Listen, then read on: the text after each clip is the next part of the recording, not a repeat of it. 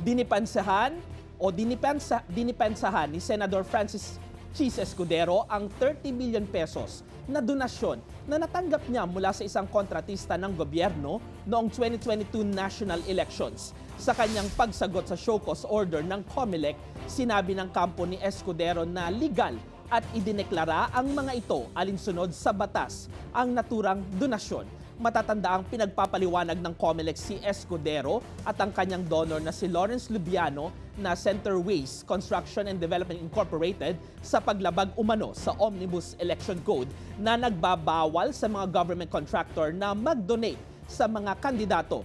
Isinumite rin sa Senado ang isang ethics complaint laban sa senador matapos umanong makakuha ang kumpanya ni Lubiano na mahigit 16.6 billion pesos na kontrata sa Sorsogon mula 2021 hanggang 2025 matapos ang donasyon.